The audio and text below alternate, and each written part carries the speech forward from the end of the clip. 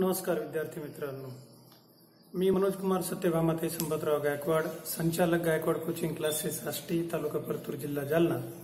आज या व्हिडिओच्या माध्यमातून जवाहर नवोदय विद्यालय निवड चाचणी व यातील प्रवेश प्रक्रिया, त्याचा अभ्यासक्रम व एकंदरीत निवड प्रक्रिया कशा पद्धतीने राबवल्या जाते या संदर्भात पालकांना व यावर्षी परीक्षेला बसणाऱ्या विद्यार्थ्यांना मार्गदर्शन करणार आहे।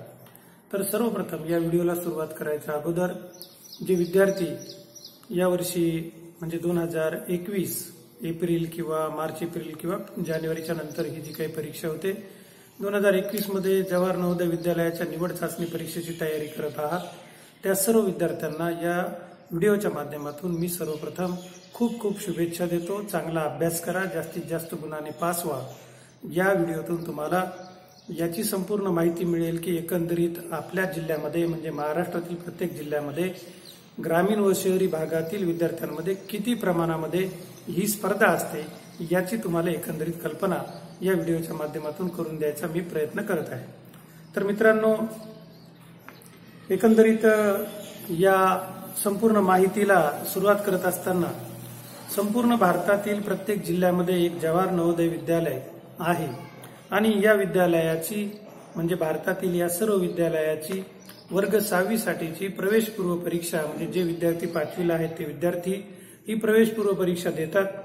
तर या प्रवेशपूर्व परीक्षा जी काही होते ती संपूर्ण भारतामध्ये एकाच वेळेस होते आणि एकदाच होते, परंतु विद्यार्थ्यांची निवड ही त्या जिल्ह्यामध्ये असलेल्या निवड समितीच्या मार्फत जिल्हाधिकारी कार्यालयाच्या अंतर्गत केल्या जाते। या विद्यालयाच्या माध्यमातून वर्ग 6वी ते 8वी पर्यंतचे शिक्षण मोफत असून त्यानंतर पुढे वर्ग 9वी ते 12वी या वर्गांसाठी मात्र विद्यार्थ्यांना एक ठराविक माफक दरातील फीस दरमहा फीस भरावी लागते। यामध्ये ही अनुसूचित जाती, अनुसूचित जमाती, खुल्या व राखीव गटातील सर्व मुली आणि ज्या विद्यार्थ्यांच्या पालकांचे वार्षिक उत्पन्न दारिद्र्य रेषेखालील आहे अशा विद्यार्थ्यांना फी माफ आहे। आता प्रवेशाच्या आणि निवड होण्याच्या प्रक्रियेसंदर्भात जे काही रिझर्वेशन किंवा केंद्र शासनाच्या निर्देशानुसार जी निवड प्रक्रिया राबवली जाते या निवड प्रक्रियेमध्ये शारीरिक अपंग, schedule caste, schedule tribes, backward classes, OBC, other backward classes, मुले मुली या सर्वांची निवड प्रक्रिया कशी राबवली जाते आणि किती प्रमाणामध्ये या ठिकाणी जागा उपलब्ध आहेत याची माहिती आपण टप्प्याटप्प्याने मी या ठिकाणी करून देत आहे।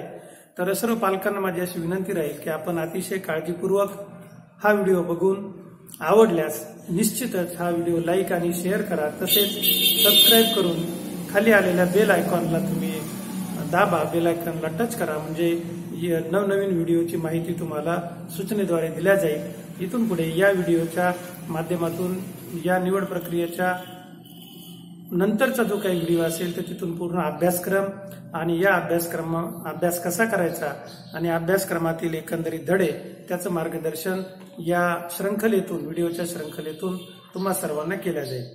तर मित्रांनो, या प्रक्रियेमध्ये जे तर एकंदरीत प्रत्येक जिल्ह्यासाठी शासनाने दिलेल्या एकूण जागा असतात 80, यापैकी 75% जागा ग्रामीण भागासाठी राखीव असतात।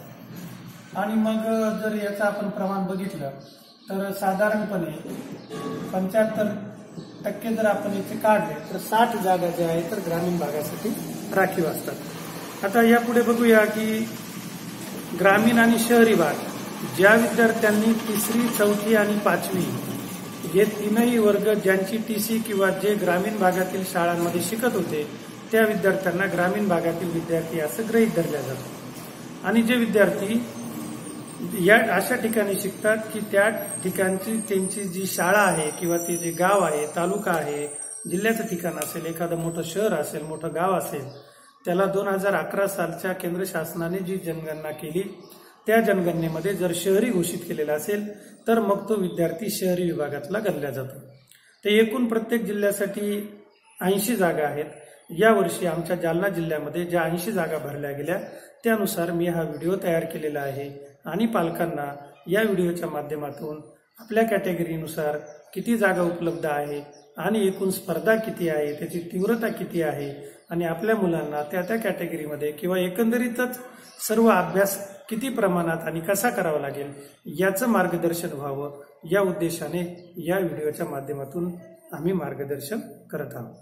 तर मित्रांनो, यातील आपण बघूया अर्बन म्हणजे शहरी भाग, रुरल म्हणजे ग्रामीण भाग. तर शहरी भागामध्ये जे तर ओपन अनरिझर्व्ड सीट ह्या ज्या दिलेल्या आहे, सर्वात सुरुवातीला मेरिट या ठिकाणावर सुरू होतं.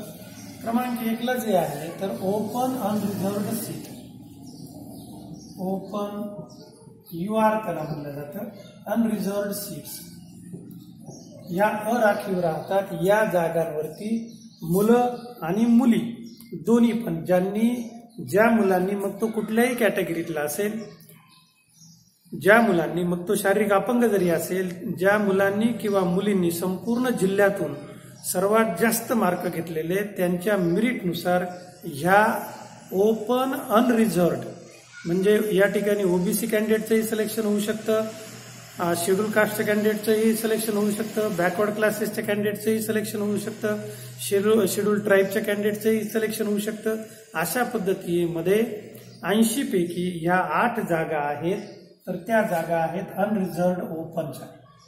कोणाचं या ठिकाणी सिलेक्शन होतं यावर्षी मी जी यादी बघितली, आणि ही जी यादी आहे यावर्षी निवड झालेल्या विद्यार्थ्यांची, मी या व्हिडिओच्या खाली डिस्क्रिप्शनमध्ये पूर्ण जसली तशी PDF तुम्हाला देणार आहे. आणि म्हणून मग या व्हिडिओची सत्यता तुम्हाला पडताळून पाहता येईल आणि पालकांना एकंदरीत यातून एक अंदाज येईल की स्पर्धा किती प्रमाणामध्ये तीव्र झालेली आहे आणि मग आता आपल्या मुलांना किती अभ्यास करावा लागेल. तर यावर्षी यातून 4 मुलांची निवड झाली, तर 4 मुलींची निवड झाली.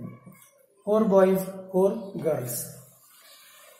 तर त्याही पुढे यावर्षीच्या यादीमध्ये असं लक्षात आलं 7 मुलं रिझर्व्ह कॅटेगरीतून रुरल एरियातून आलेत आणि 1 अर्बन एरियातून आलाय. तर एक म्हणजे साधारणपणे अशा पद्धतीने ही एक विभागणी झालेली आहे. आता क्रमांक 2ला जे आहे दुसरी निवड जी या ठिकाणी झालेली ती ओपन शेड्यूल्ड. आता ओपन शेड्यूल्ड याला का म्हणलं गेलेलं आहे की शेड्यूल कास्ट म्हणजे इथून या कॅटेगरीमध्ये शेड्यूल कास्ट कोटा सीट यामध्ये ग्रामीण तसेच शहरी भागातील विद्यार्थ्यांचं सिलेक्शन होतं त्यांच्या गुणानुक्रमे.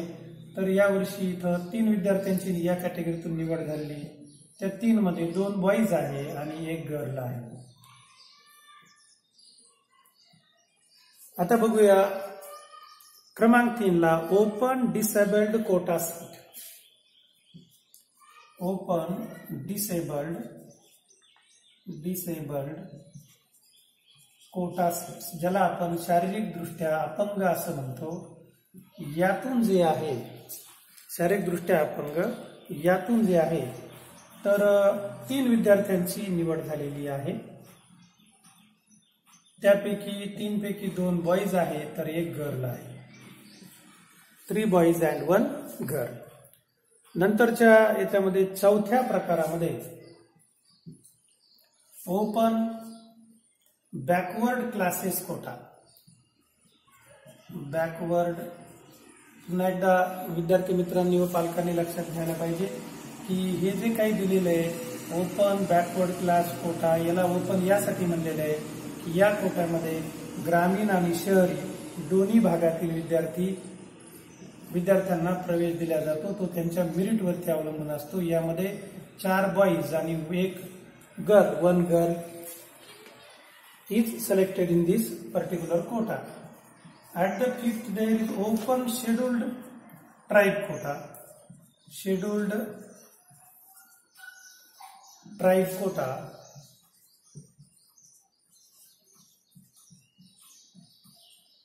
In this section the candidate selected that is only one and that may be boys otherwise girl.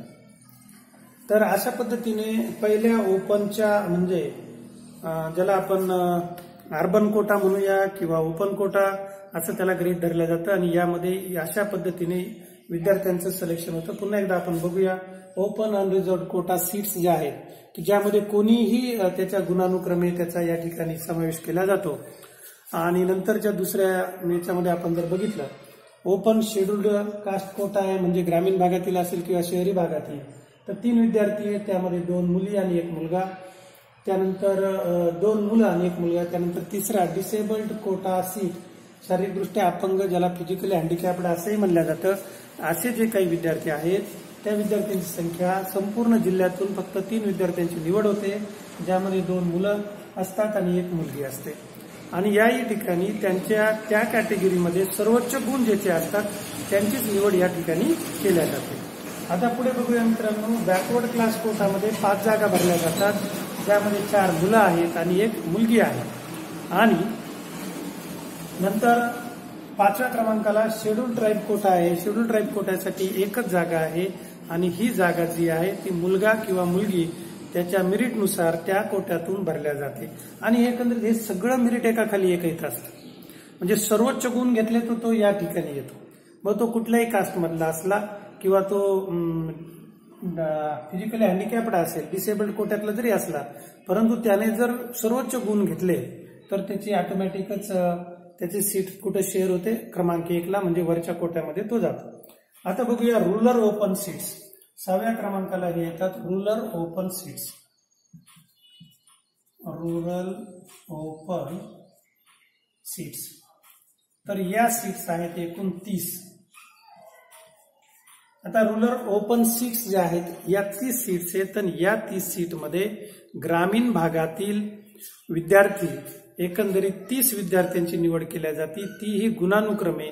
त्यांचे जर सर्वोच्च गुण असले ग्रामीण भागातील विद्यार्थ्यांचे इथं, तर ते गुण डायरेक्ट तो विद्यार्थी कुठे जातो, वरच्या सीटमध्ये, किंवा इथं त्याला जागा मिळते, कारण मेरिट इथून सुरू होतं.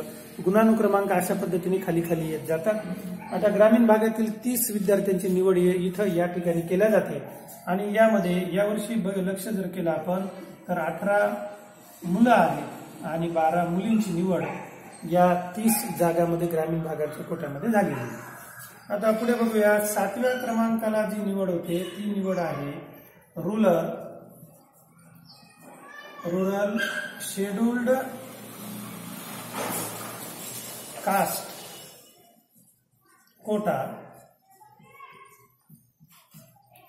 In this section 9 seats are available. तर रुरल शेड्यूल्ड कास्ट कोटा यामध्ये किती जागा आहेत, 9. आता या 9 जागापैकी यावर्षी इथं मेरिटनुसार सगळे 9च्या 9 मुलांचं या ठिकाणी सिलेक्शन झालेलं आहे. 8व्या क्रमांकाला आहे rural backward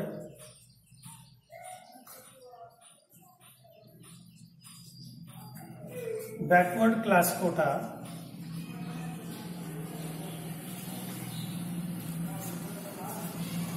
rural backward class कोटामध्ये 16 सीट भरल्या जातात आणि यावर्षी निरीक्षण केलं तर 16 सीट्समध्ये 6 गर्ल्स आहेत आणि 10 बॉईज आहेत. 6 मुली आणि 10 मुलांची या ठिकाणी निवड झालेली आहे. त्यानंतरच्या 9व्या क्रमांकाला रुरल शेड्यूल्ड ट्राईब कोटा.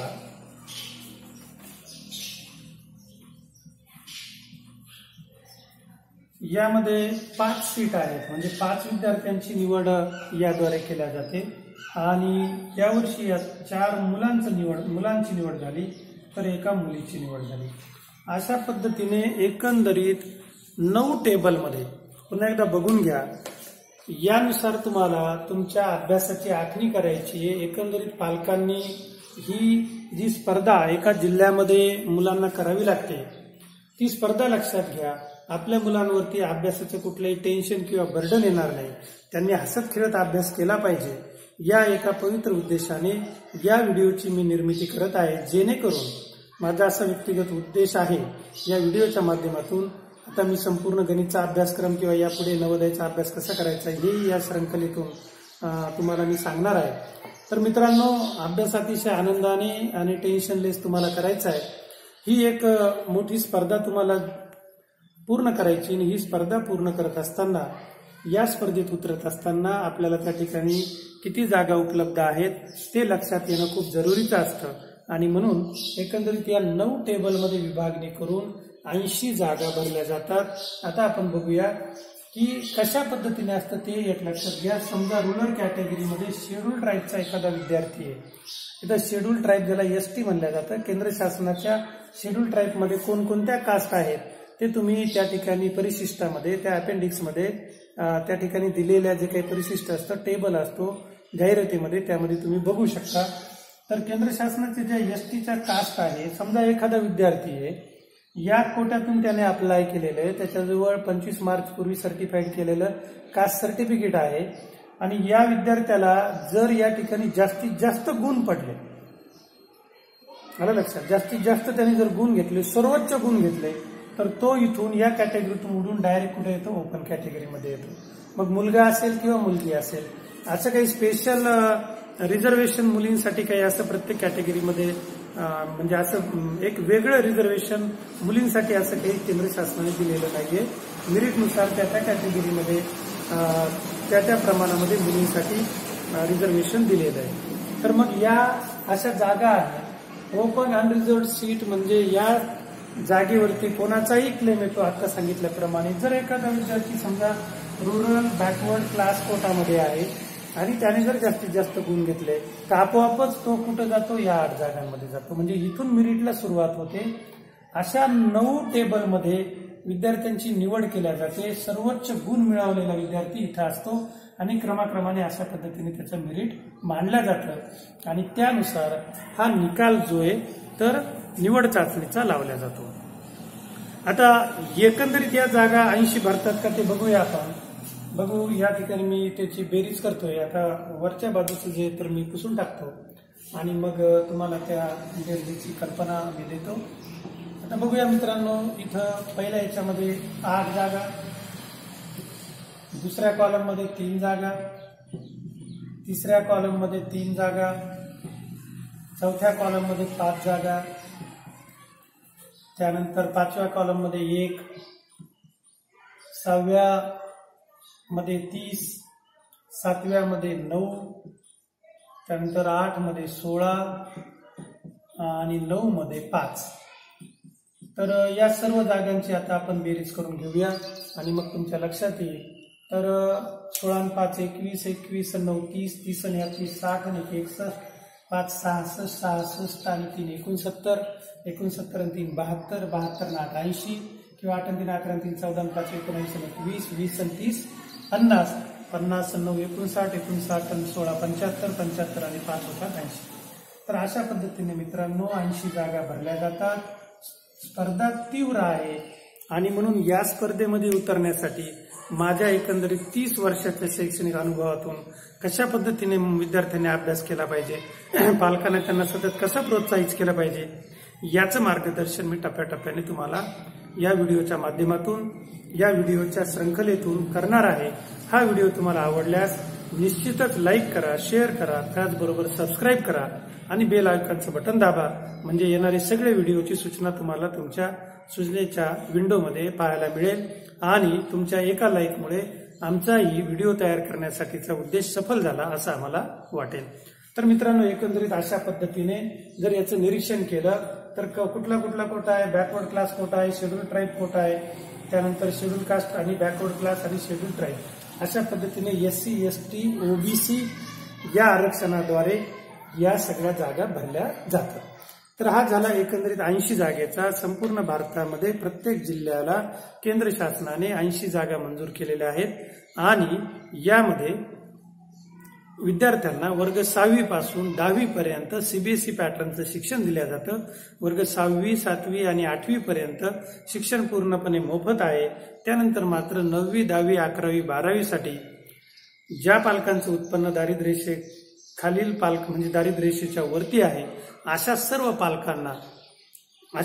पालकांच्या विद्यार्थ्यांना ठराविक 600 किंवा 800 रुपये मासिक फी, गेल्या वर्षी 600 रुपये होती, ही मासिक फी त्या ठिकाणी जमा करावी लागते आणि अतिशय चांगल्या दर्जाचं शिक्षण जवाहर नवोदय विद्यालय या चळवळीतून केंद्र शासनामार्फत ग्रामीण भागातील गोरगरीब शेतकरी, शेतमजूर, कष्टकरी यांच्या हुशार प्रज्ञावान मुलांना दिल्या जातं आणि हाच या शाळेच्या स्थापनेचं ध्येय किंवा उद्दिष्ट आहे। आता वळूया मित्रांनो की या परीक्षेसाठी प्रश्नपत्रिका कशा स्वरूपाची असते आणि कशा पद्धतीने या ठिकाणी मार्किंग म्हणजे गुण दिल्या जातात तिची आपण माहिती घेऊया। अभ्यासक्रम कसा असतो, पेपर कसे असतात याची सविस्तर माहिती आता आपण घेऊया। आणि त्याचबरोबर जर तुम्हाला या परीक्षेच्या संदर्भामध्ये निवड चाचणीच्या संदर्भामध्ये ज्या पालकांना आणि विद्यार्थ्यांना काही शंका वाटली आणि याबद्दल जर तुम्हाला काही विचारायचं असेल तर तुम्ही केव्हाही गायकवाड कोचिंग क्लासेसच्या 9421326818 या नंबरवरती मेसेज करून ती माहिती मी तुम्हाला उपलब्ध करून देईल। तसं तर या व्हिडिओच्या डिस्क्रिप्शनमध्ये संपूर्ण निवड प्रक्रिया या वर्षीची जी राबवल्या गेली त्या निवड प्रक्रियेची PDF मी डिस्क्रिप्शनमध्ये टाकणार आहे, ती तुम्ही सर्वांनी आवर्जून बघावी अशी तुम्हाला विनंती। आता वळूया की या परीक्षेला एकूण पेपर किती असतात आणि मग त्या पेपरमध्ये किती प्रश्न असतात, किती गुण असतात याचे सगळे आपण आता सविस्तर माहिती घेऊया। तर मित्रांनो या परीक्षेमध्ये विभाग 1 म्हणजे सेक्शन 1 मध्ये जे आहे मानसिक क्षमता चाचणी त्याला म्हणल्या जातं विभाग 1। तर या विभाग 1 मध्ये आहे मानसिक क्षमता चाचणी, मानसिक क्षमता चाचणी।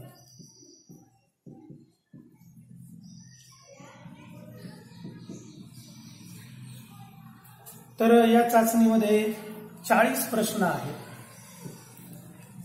40 प्रश्न। एका प्रश्नाला 1.25 असे गुण या इथे आकारल्या जातात।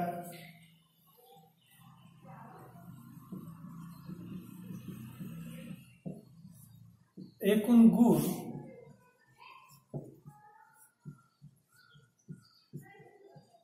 ते असतात 50। एकूण गुण या ठिकाणी किती असतात तर 50। आणि अजून पुढे बघूया, पुढची माहिती यामध्ये अशी आहे की या ठिकाणी तुम्हाला मानसिक क्षमता चाचणीमध्ये एकूण 10 भाग आहेत। किती भाग आहेत प्रश्नांचे? 10 भाग। 10 वेगवेगळे प्रश्न या ठिकाणी विचारले जातात आणि एका भागामध्ये साधारणतः 4 प्रश्नांचा समावेश केलेला असतो। हे सर्व प्रश्न केवळ आकृत्यांचे असतात। प्रत्येक भागासाठी वेगवेगळ्या सूचना असतात। उमेदवारांच्या म्हणजे परीक्षा देणाऱ्या विद्यार्थ्यांच्या सुप्त क्षमतांचं मापन करणे हा या चाचणीचा उद्देश असतो। आणि सर्वात महत्त्वाचं की या चाचणीमध्ये जे आहे तर जे 10 सेक्शन तुम्हाला दिलेले आहेत ते मी या ठिकाणी वाचून दाखवतो। ते सेक्शन या पद्धतीने आहेत। क्रमांक 1 ला वेगळे होणारी आकृती शोधा। क्रमांक 3 प्रश्न क्रमांक 3 यातील आकृती पूर्ण करा। 4 मालिका पूर्ण करा। 5 समसंबंध ओळखा। 6 भौमितिक रचना पूर्ण करा। 7 आरशातील प्रतिमा ओळखा। 8 घडी घाला व उलगडा। 9 अवकाश कल्पना तुकडे जोडा। त्याचबरोबर शेवटचा प्रश्न असतो 10 लपलेली आकृती शोधा।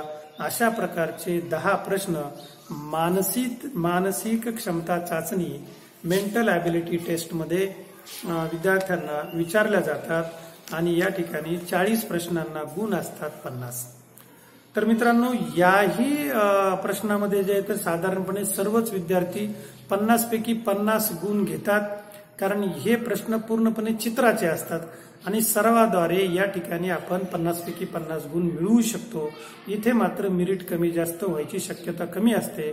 जिल्ह्यामधून कैक विद्यार्थी असे असतात की ते या चित्राच्या माध्यमामधून सराव करून 40 प्रश्न सोडून 50 पैकी 50 गुण प्राप्त करतात।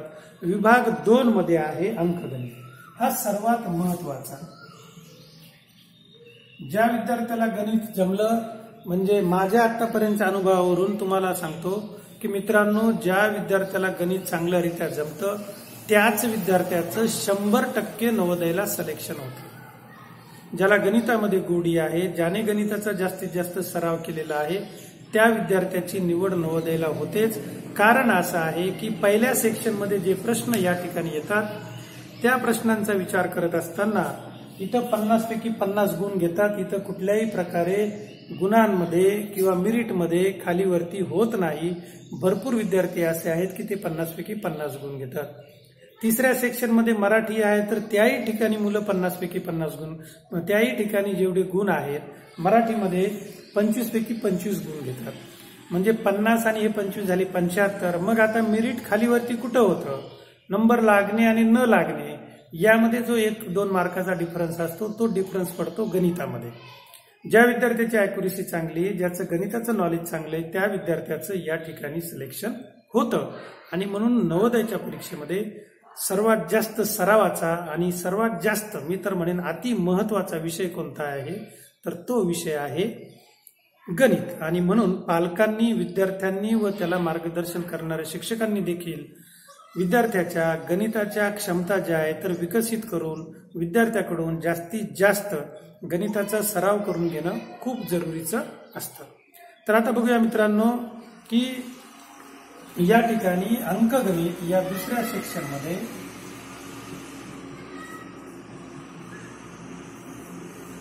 एकूण प्रश्न आहेत 20. प्रश्नांची संख्या आहे 20, तर गुण आहे एकूण 25. आणि म्हणून हा जो काही हे जे सेक्शन आहे याला म्हणलं जातं व्हेरी व्हेरी इम्पॉर्टंट, VVVIMP. सर्वात जास्त सराव आणि अभ्यास. वेगवेगळ्या मार्केटमध्ये आजकाल भरपूर प्रमाणामध्ये सराव प्रश्नपत्रिका उपलब्ध आहेत. गणितासाठी भरपूर पुस्तकं उपलब्ध आहेत. वेगवेगळी 10-15 पुस्तकं घेऊन त्यातील जास्तीत जास्त गणिताचा सराव विद्यार्थी मित्रांनी जर केला तर हमखास त्यांना या परीक्षेमध्ये यश मिळतंच मिळतं. हा माझा व्यक्तिगत अनुभव आहे. आणि म्हणून मित्रांनो हा व्हिडिओ पाहिल्या तुम्ही सुद्धा दिवसातले 4-4 तास वेळ जो आहे गणिताच्या सरावासाठी द्या. बरोबर तुमचं मेरिट वाढून तुमचा जवाहर नवोदय विद्यालय निवड चाचणीद्वारे वर्ग 6वी साठी नंबर लागेल. त्यासाठी तुम्हाला पुनश्च एकदा हार्दिक शुभेच्छा. आता बघूया तिसरं सेक्शन. तिसऱ्या सेक्शनमध्ये आहे मराठी. ही आपली मातृभाषा आहे आणि याही ठिकाणी विद्यार्थी सर्वजण 25 पैकी 25 गुण घेतात. आता इथं ही भाषा जी आहे तर मातृभाषा आहे. कदाचित हा व्हिडिओ पाहणाऱ्यापैकी कोणाची हिंदी असेल, कोणाची उर्दू असेल, कोणाची इंग्रजी असेल, कोणाची कोणती असेल, परंतु महाराष्ट्रामध्ये माझ्या माहितीप्रमाणे सर्वांची मातृभाषा मराठी आहे. म्हणून मी मराठीबद्दल बोललो. या ठिकाणी 20 प्रश्न असतात. हे उतार्यावर आधारित प्रश्न असतात. 4 उतारे दिलेले असतात. एखाद्या वेळेस 5 उतारे असतात आणि त्या उतार्याखाली 4-4 प्रश्न असतात. काही वेळेस 4 उतारे असतात तर उतार्याखाली 5-5 प्रश्न असतात. अशी एकंदरीत आपण जर बेरीज केली तर एकूण प्रश्नांची संख्या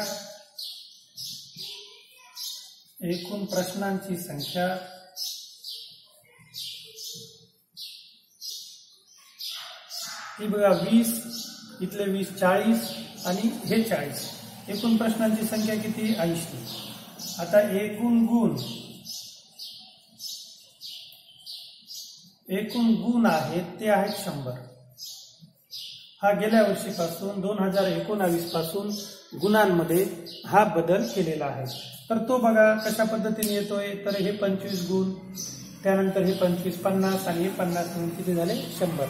आणि म्हणून एका प्रश्नाला साधारणपणे ढोबळ मराठीतून 1.25 गुण किंवा आपण 1.25 गुण दिलेले आहेत किंवा दिल्या जातात असं आपण गृहीत धरूया. आता वळूया गणिताच्या सेक्शनमध्ये तुम्हाला जी काही अभ्यासाची व्याप्ती दिलेली आहे तर ती व्याप्ती गणितामध्ये ही एकंदरीत 15 ढोबळमानाने 15 प्रकरणावर आधारित आतापर्यंतच्या परीक्षांमध्ये प्रश्न विचारले गेलेले आहेत. ते कोणकोणते ते आपण बघूया. सर्वात पहिल्यांदा संख्या आणि संख्या पद्धती. क्रमांक 2 ला पूर्ण संख्यावरील 4 मूलभूत क्रिया. क्रमांक 3 ला अपूर्णांक आणि त्यावरील 4 मूलभूत क्रिया. 4 ला अवयव व गुणक आणि त्यांचे गुणधर्म. 5 संख्यांचे मसावी आणि लसावी. 6 दशांश अपूर्णांक आणि त्यावरील मूलभूत क्रिया. 7 दशांश आणि व्यावहारिक अपूर्णांकांचे एकमेकात रूपांतर. 8 लांबी, वस्तुमान, धारकता, काल, चलन, पैसा इत्यादी राशींचे मापन करण्यासाठी संख्यांचा उपयोग. 9 क्रमांकाला आहे अंतर, काळ आणि गती, म्हणजे ज्याला आपण काळ काम वेगाची गणित असे म्हणतो. 10व्या क्रमांकाला गणितीय सूत्रांचे अंदाजीकरण, 11 गणितीय सूत्रांचे सरलीकरण, 12 शतमान आणि त्याचे उपयोग, 13 नफा तोटा, 14 सरळ व्याज, 15 परिमिती, क्षेत्रफळ, घनफळ, आकारमान. अशा पद्धतीने गणिताचे साधारणतः 15 सेक्शनवरती आणि कदाचित त्यापेक्षा जास्तही अंकगणिताच्या वरती प्रश्न विचारले जातात. मराठीमध्ये मुलांना वाचायला सोपे असतील, परंतु विचार प्रवर्तक असतील, ज्ञान संस्कारक्षम असे उतारे त्या ठिकाणी तुम्हाला परीक्षेमध्ये विचारले जातात आणि त्यावरती तुम्हाला ABCD या ऑप्शनची त्याची उत्तरं द्यायची असतात. आता सर्व विद्यार्थी मित्रांना पालकांना माहिती आहे की ही परीक्षा MCQ म्हणजे मल्टिपल चॉईस क्वेश्चन किंवा बहुपर्यायी ABCD असे खाली प्रश्नांच्या खाली पर्याय दिलेले असतात. याद्वारे ही परीक्षा घेतल्या जाते आणि म्हणून अभ्यास करत असताना पालकांचा आणि विद्यार्थ्यांचा समन्वय असला पाहिजे. पालकांनी वेळच्या वेळी विद्यार्थ्याशी चर्चा केली पाहिजे. त्याचबरोबर विद्यार्थ्याच्या मनामध्ये जर पक्का असेल की माझा नवोदयला नंबर लागला पाहिजे, त्याने नवोदयची शाळा जर पाहिलेली असेल किंवा मित्रांकडून त्या शाळेबद्दल ऐकलं असेल, त्याच्या मनामध्ये त्या शाळेबद्दल आकर्षण असेल आणि त्याची अंतःकरणातून जर तीव्र इच्छा असेल की माझा त्या शाळेच्या निवड चाचणीमध्ये निवड झाली पाहिजे, मला त्या शाळेमध्ये शिकायचं आहे, तर निश्चितच त्या मुलाचा त्या शाळेसाठी नंबर लागतो. बऱ्याचदा काय होतं की बरीचशी मुलं जी आहे ते निवड प्रक्रियेचा टप्पा पार करतात. मी बऱ्याचदा असं बघितलंय, मुलं किंवा मुली निवड प्रक्रियेचा टप्पा पार करतात, परीक्षा पास होतात, परंतु नवोदयला गेल्यानंतर 8-10 दिवसात ते त्या ठिकाणी राहायला त्यांची इच्छा नसते आणि मग रडून पडून कुठल्या ना कुठल्या मार्गाने ते घरी यायचा प्रयत्न करतात.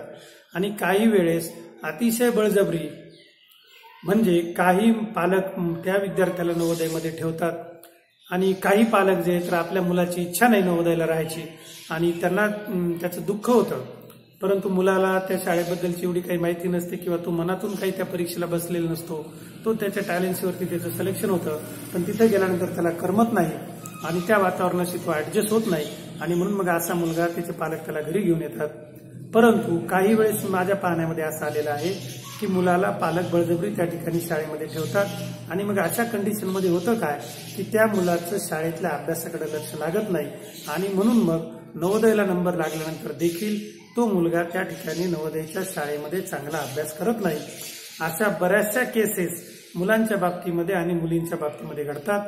म्हणून पालकांनी या ठिकाणी विशेष खबरदारी घेतली पाहिजे की एखाद्या वेळेस आपला मित्र परीक्षेला बसलाय, मैत्रीण परीक्षेला बसलाय, गल्लीतलं, गावातलं किंवा आपल्या शाळेतलं काही 2-4 मुलांचं सिलेक्शन झालंय, त्या आकर्षणापोटी मुलं मुली किंवा पालक आपल्या पाल्याला त्या ठिकाणी परीक्षेला बसवतात आणि यदाकदाचित इतका चांगला अभ्यास करून एवढ्या स्पर्धेत उतरून त्या मुलाचं आणि मुलीचं या परीक्षेद्वारे सिलेक्शन होतं, परंतु नंतर मात्र तो मुलगा किंवा मुलगी त्या शाळेमध्ये राहायला तयार होत नाही आणि यदाकदाचित पालकांना त्याची ही नाखुशी जर लक्षात आली नाही तर पालक त्याला बळजबरी त्या ठिकाणी शाळेत ठेवतात आणि मग याचे रिव्हर्स परिणाम आपल्याला चांगले भेटत नाही. तो मुलगा किंवा ती मुलगी त्या वातावरणामध्ये ऍडजस्ट न झाल्यामुळे अभ्यासात विशेष लक्ष देत नाही आणि म्हणून आपण बऱ्याचदा बघतो की नवोदयला निवड झाल्यानंतर देखील सर्वच विद्यार्थ्यांचं काही करिअर सेटल होत नाही. फार थोडे विद्यार्थी असतात, 80 पैकी फार तर 8-10 मुलं मुली जे आहे तर पुढे यांचेच फक्त करिअर झाल्याचे आपल्या पाहण्यात येतं. बहुतेकदा आपण बघतो की बरेचसे विद्यार्थी नवोदयला सिलेक्शन झाल्यानंतर ज्याप्रमाणे ते इकडे घरी अभ्यास करत होते तेवढा अभ्यास त्या ठिकाणी करत नाहीत आणि म्हणून पालकांनी दर महिन्याच्या मीटिंगला गेल्यानंतर आपल्या विद्यार्थ्याची प्रगती कशी आहे याकडेही कटाक्षाने लक्ष देणं अत्यंत जरुरीचं असतं. हे एक व्यक्तिगत माझ्या पाहण्यातील गेल्या 30 वर्षामध्ये दर बॅचच्या नवोदयच्या विद्यार्थ्यांच्या म्हणजे पाहण्यातून एक निरीक्षण मी या ठिकाणी नोंदवलेले. कदाचित हे असत्यही असू शकतं, परंतु बहुतेकदा जी काही 80 विद्यार्थी निवडले जातात त्या 80च्या 80 विद्यार्थ्यांचं काही करिअर व्यवस्थितरित्या त्या ठिकाणी डेव्हलप झालेलं आपल्याला निदर्शनास येत नाही किंवा लक्षात येत नाही. तर बहुतेकदा मुलं त्या ठिकाणी डिस्टर्बही होतात आणि म्हणून अशा या चांगल्या शाळेमध्ये विद्यार्थ्यांनी चांगला अभ्यास करावा यासाठी पालकांनी देखील अतिशय चांगल्या रीतीने सतर्क राहणं खूप जरुरीचं असतं. या व्हिडिओच्या माध्यमातून वरचेवर आपणास मार्गदर्शन केल्या जाईल. आजचा हा पहिला व्हिडिओ आम्ही गायकवाड कोचिंग क्लासेस आष्टीच्या वतीने या ठिकाणी आपणासमोर सादर केलेला आहे। आता या श्रृंखलेमध्ये गणिताचा जो अतिशय महत्वाचा विषय, कारण मी सुरुवातीलाच तुम्हाला सांगितलं होतं की ज्या विद्यार्थ्याला गणित जमलं, जो विद्यार्थी गणितात यशस्वी झाला, ज्या विद्यार्थ्याने गणितामध्ये 20च्या 20 प्रश्न सोडवले आणि 20च्या 20 बरोबर आले, ज्याला 25 गुण मिळाले, अशा विद्यार्थ्यांची नवोदय निवड चाचणीमध्ये निवड होण्याची शक्यता इतर विद्यार्थ्यांपेक्षा सर्वात जास्त असते। आणि म्हणून मित्रांनो, आणि त्याचबरोबर हा व्हिडिओ पाहत असणाऱ्या पालकांनी आपल्या मुलाच्या अंकगणितीय क्षमता जास्तीत जास्त विकसित होतील याकडे कटाक्षाने लक्ष द्यावे। आपण शेवटपर्यंत हा व्हिडिओ पाहिल्याबद्दल आपले खूप खूप धन्यवाद। त्याचबरोबर तुम्हाला परीक्षेच्या अभ्यासासाठी खूप खूप शुभेच्छा। आणि हा व्हिडिओ जर आवडला असेल तर निश्चितच लाईक करा, सबस्क्राईब करा व आमचं चॅनल सबस्क्राईब करा, तसेच शेअर करा ही आपणास नम्र विनंती। धन्यवाद।